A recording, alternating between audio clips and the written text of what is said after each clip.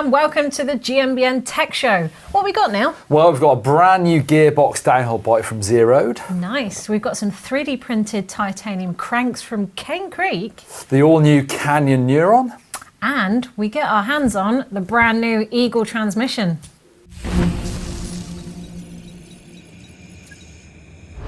So SRAM have released the new Eagle drivetrain, and it's here. Well, it's in our hands, and it's on your bike, actually. It is. I've actually ridden it a few times now. New Eagle transmission. It's got a new T-type chain and cassette with cassette mapping. But I guess the most striking difference is the way the rear mount looks and the way it mounts to your bike. Yeah, absolutely. I mean, you should probably check out your video, which we've just dropped, going into it a bit more detail. But let's talk about the fact that it's hangerless. I mean, it's the big thing. We're all worried about it, I think. A lot of our followers were commenting last time we saw the prototype, worrying that we're losing the hanger. But it got me thinking, if it's the death of the hanger, you know, I was looking at this and looking at how sturdy it is. I mean, this is a solid bit of kit. It's now an axle going through the centre of it. You've got the back end of the bike as well, making this all a more rigid structure. Yeah. Was it a stupid idea having a hanger in the first place? Well, like I say, it does feel solid. It's really quiet as well, so it doesn't slap around at all. And now I look at a bike with a hanger on and think there's a bit, you know, it's quite still a big mech hanging off a little piece of metal. A little bit. I guess the UDH solved a lot of the problems where you have, you know, I've still got loads of old hangers knocking around. That some of them are funny little tiny bits of metal, like the old Canyon ones that mounted to the bottom of the chainstay. Yeah. And UDH, there's over 210 models of bike, I think, having that. So it's kind of become standard. I've got loads of UDHs knocking around. I haven't bent or broken a mech hanger in quite a while, I must say. Yeah. But now that gave SRAM the evil genius, we say. They've got a standard interface where you need that UDH to be able to fit one of these new SRAM transition rear mechs, because it fits on there. Basically this 8mm bolt winds out. You fit this little bushing through that hole when you've taken UDH off, and then this clamps around the back frame. And then, really the genius about this is the axle goes in there. So now there's no tolerance between the cassette and the axle. They've got rid of the B tension, the high and low tension screws, limit screws, should I say. So it's almost made it impossible to get it set up wrong. Yeah. That's just saying that with the old transmissions, you know, you could give them the best rear mech, but people could still get it wrong and get the B gap wrong, and it's not going to work as well.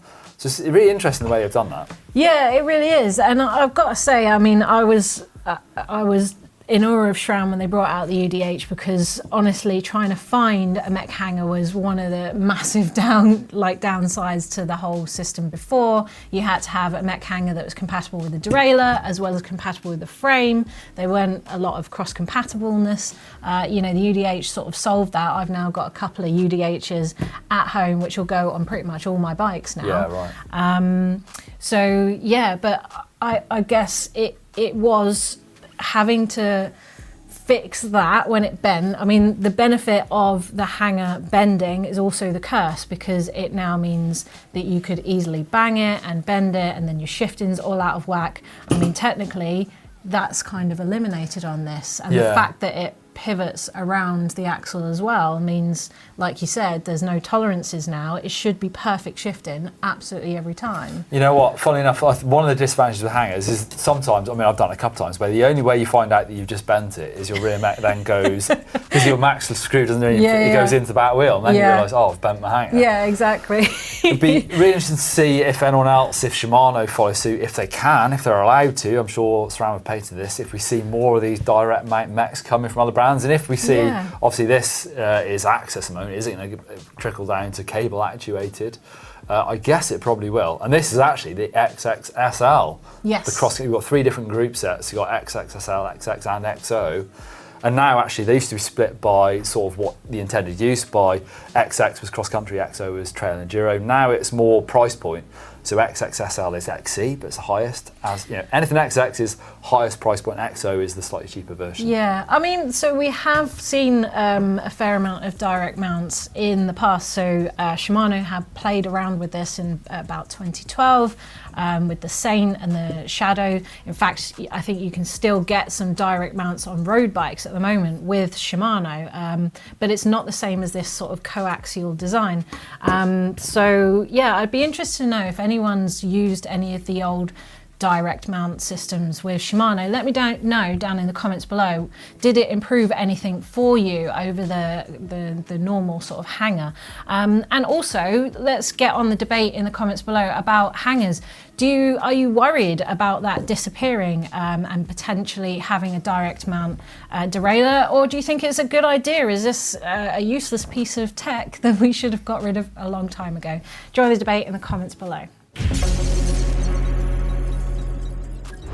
It's the news, obviously, is that SRAM Eagle transmission. Check out the video for more details. We've talked about the rear derailleur enough, I suppose, but also some new pod controllers. So actually quite a lot smaller than the old Access controllers. As you'd expect, you can set up what each button does using the app, but also they're super adjustable using these infinity clamps or the bridge mounts like this. And actually some new SRAM stealth brakes as well. So check out the way these hoses come out of the bar, super close to the bar, should I say. And it works really well, obviously, with the Access stuff because your cockpit looks super clean now. Two different variations, you've got the level and the code. I should imagine they work better with a sort of headset routing. I guess that's where they're going as well. Actually, on my bike, I haven't got that, and I still think it looks really good. But no, it does. If it goes into the headset, the rear brake disappears straight away. Yeah, it's nice.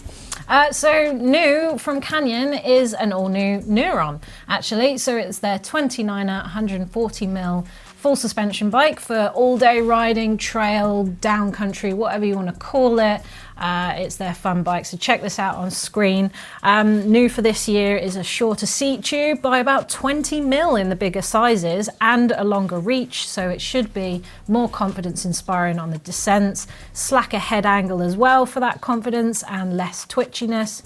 Also a steeper seat tube for more, well, climbing ability, I would say. 76-degree angle there, and improved seals and bearings for longer life. Not to mention knocking 200 grams off the frame as well. Available in men's and women's, and there's the Young Hero as well, which is a 27.5 version for the younger riders. You'll have to go over to canyon.com to see what models and prices are available in your country, as they are different. You've got a Neuron, haven't you? I haven't actually, but I rode the old one. I know I had a chat with with Canyon about this. And the Neuron's like their best-selling bike in Germany. Really? It's kind of slightly conservative numbers, used to be. And now they're trying to push it out to everyone else because saying, look, we've changed the geometry, it's a bit more updated. It's still a trail bike, so it still sits in that, Swiss Army knife, you can do a bit of everything. But I actually think this is a really good update. Oh, I'm intrigued. I wouldn't mind one. Yeah. But speaking of Giant. Sorry, on to the Giant. There's a new e-bike, the Trance E Plus Elite. So this is the lightest full power e-bike on the market. So using these new battery cell technology, it's a 400 watt hour battery, but it's super lightweight, 18.8 kilograms for the medium version. Carbon frame, as you expect. It's got the Giant Maestro rear suspension, 140mm trail bike, 150 fork, and loads of adjustability. So in the Giant Ride Control app, you can give it full power, full torque, and it's 85 newton meters. But if you want to get more range out of that battery, then rather than like a lot of lightweight e-bikes, they just bring the torque right down automatically. You can change it yourself on the app, so you can bring the torque right down. Like I say, bring the power down, loads of adjustability, so you can get a bit more range out of this bike if you want to do a bit more of the longer epic rides on it as well. Oh, I've seen it floating about in the office. Have you ridden it yet? I have a little bit, yeah. It was a very wet day, but I'm hoping to ride it this week as well. Try and get a bit more out of it. That paintwork looks does look good, doesn't it? Like so lush. Purple fleck. And from Cane Creek, obviously big on suspension, but they brought out some cranks. Now they do have a series of E-Wings cranks already, but this is the electric wings, which is basically titanium cranks specific for EMTBs, so e-mountain bikes. And they're boasting that they are as light as carbon, but as strong as aluminium, and they can take a beating. So these are 3D printed, or I should say additive manufactured from titanium, 4.6 titanium, and they will be compatible with units using the ISIS motor spindle, so that should fit Bosch, Yamaha, Bros, Fazura, TK, and much more. And they will be from 165 millimeters upwards, retailing at $1,299. Spendy, aren't they? Titanium cranks, but I always think that feels like a forever pair of cranks. If you're going to spend a load of money on carbon, maybe it doesn't quite feel the same. Yeah, and if they're titanium. cross-compatible in different motors as well, you just take them across to your new bike. Nice. We've got a new downhill bike from Zerode, so gearbox bike. They've had 10 years of playing around with high pivots and gearbox using a belt drive. So this is the all-new G3 mixed wheel size downhill bike using the Pinion C 1.6 gearbox and that Gates carbon drive belt. Actually, interestingly, it comes in 3 different sizes based around reach. You've got a 435, 460 and 480. 63-degree head angle and 430mm chainstay due later this year. Yeah, all our followers were really stoked to see a downhill gearbox belt-driven bike on the World Cup circuit. So yeah, I think this would be of interest to them. Yeah, super interesting. But speaking of racing, what's coming? GMBN Racing. We have got a brand new channel. It's home for mountain bike racers. So if you're super interested into it, head over there. There'll be all sorts of stuff. There'll be a racing news show on the Monday after big rounds, like the first EDR race coming up this weekend in Tasmania. Talk about the results, dig into them, see who won, see how they did it. And expect that racing news show after all the big events like the UCI Mountain Bike World Series this year as well. But yeah. So all the highlights will be on there. Exactly, short and long highlights for the Enduro. And then, yeah, I can't wait to get into the World Cup as well. First one of those is Nova Mesto. We've got a little bit of a wait for that stuff to kick off. Ooh, so exciting. Okay, Neil, last week we were talking about Yeti returning to the downhill scene after long awaited, with Richie Rude as well trying his luck, and we'll be seeing that on the racing show, I guess. Yeah. Some highlights from that. And everyone's basically stoked to see Yeti back into it. So I've got Dunk's Loft here saying, Yeti, money no object, God yeah, I'd buy one just to hang on the wall. Really, they are good looking bikes. Well, you got to ride it, though. Tim Sadler says, makes me feel old realising they haven't had a downhill bike for that long. Great to see them back playing with chopper clamps.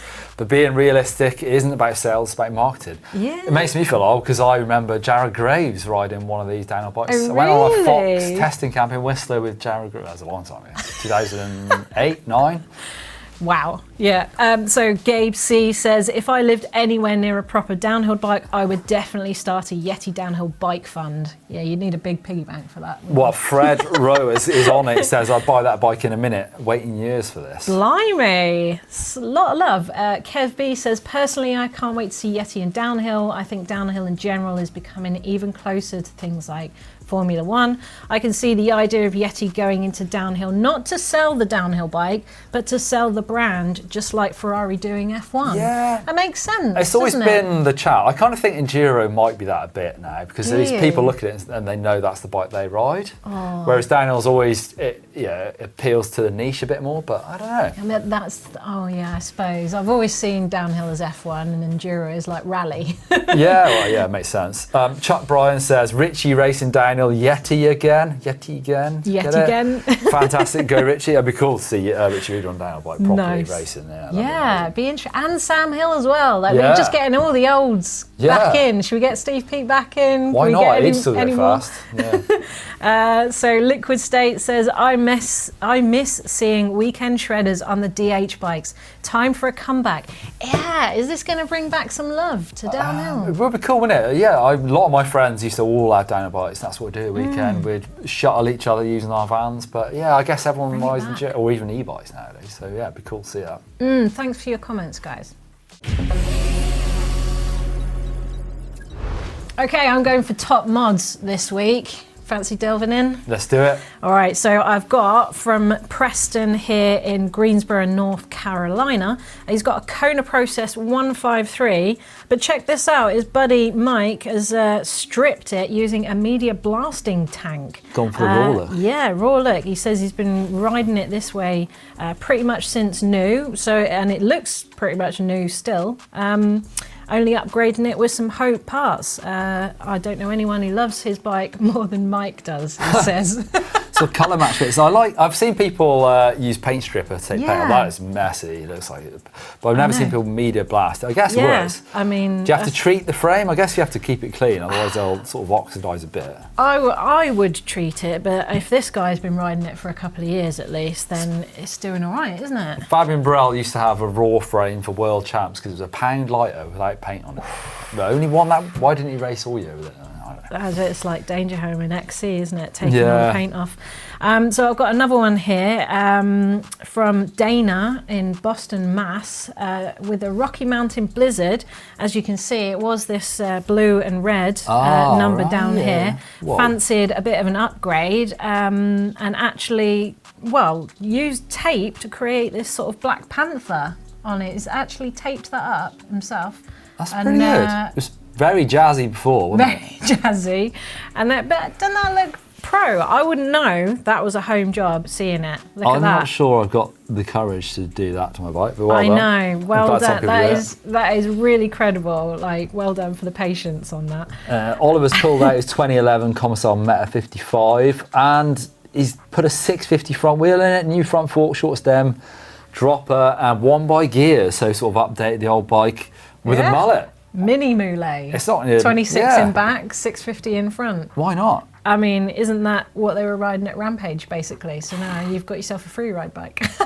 I kind of think that would work. I guess it's, looks cool. It's slacking worth it a little bit as well, wouldn't it? Why don't you or Blake I haven't got any Blake's probably got a 26 bike, Rampage build on the go, Why not? Ace, well, thanks so much for joining by. That's all we've got time for today. But do join the debate in the comments below on whether you think hangers should have been long forgotten about many, many years ago, or whether you think it should be sticking around and you don't want to see direct mount. And also, link it will be in the description below for Neil's more in-depth look at the new Eagle drivetrain transmission. So check that out. But for now, see you later. See ya.